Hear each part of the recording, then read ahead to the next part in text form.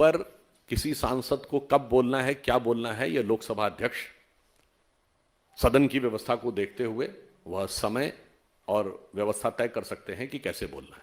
जहां तक जो आपने बात कही कि जो कांग्रेस ने बात कही है विशेषाधिकार समिति को देने का, तो यह विषय संसद की विशेषाधिकार समिति के समक्ष लंबित है। उस सरनेम वाली जो आपने बात कही ना, उसी संदर्भ में, तो यह विषय, सरनेम का विषय संसद की विशेषाधिकार समिति के समक्ष लंबित है और एक ऐसे परिवार के विषय में है जो देश के ऊपर अपना सर्वाधिकार मानता था। तो मुझे लगता है उस पर टिप्पणी करना मेरे लिए अनाधिकार होगा। देखिए, दो विषय अलग अलग हैं। एक तो जब विषय की जांच सर्वोच्च न्यायालय कर रहा है, परंतु उसके बाद भी दूसरी जांच के लिए कहना दर्शाता है कि आप विषय को भटकाना चाह रहे हैं। और मैं यह भी कहना चाहता हूं, अच्छा ये बताइए, कल 200 सांसद गए, कहां गए? ईडी के पास। एक तरफ कहते ईडी भरोसा नहीं है, सुप्रीम कोर्ट क्यों नहीं गए? Supreme court public interest litigation ले सकता है, जांच एजेंसी सीधे नहीं ले सकती। आपको पता है कि वहां पे तथ्य देंगे तो स्वीकार हो जाएगा, पर तथ्य तो है नहीं, तो इसलिए ऐसी जगह जाना है जहां डाइवर्ट करना है।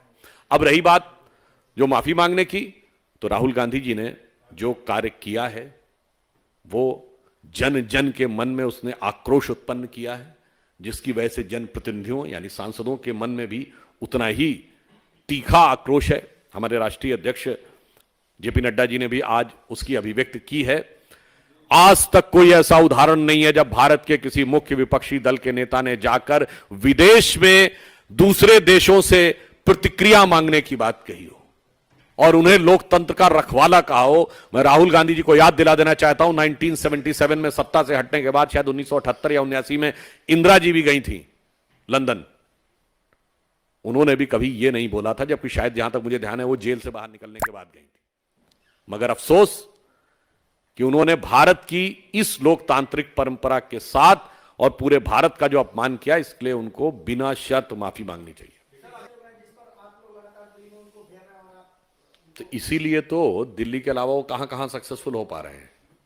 अब एक बात और देखिए, जैसे आपने कहा कि वो उस मॉडल की बात करते हैं, शिक्षा का कैसा सुंदर मॉडल है। ऐसा शिक्षा मंत्री आपको देश में देखने को नहीं मिला होगा जिसने नीति बनाई हुई एक बोतल के साथ एक बोतल फ्री, यानी बस्ते में बोतल छुपाने वाला शिक्षा मंत्री आपको पूरी दुनिया में सिर्फ यहां मिला होगा। और फिर उसके बाद यह भी कहे, उनके मुंह से अनायास कितना सच निकल गया था। कितना मुश्किल है न्यूयॉर्क टाइम्स अखबार में छपवाना, मतलब छपवाना निकल ही गया था ना मुंह से। और कितना सच बोलते हैं, कहते हैं कि न्यूयॉर्क टाइम्स सबसे बड़ा अखबार है, बोले थे ना। आपको पता अमेरिका का सबसे बड़ा अखबार कौन है? यूएसए टुडे, न्यूयॉर्क टाइम्स नहीं है। ये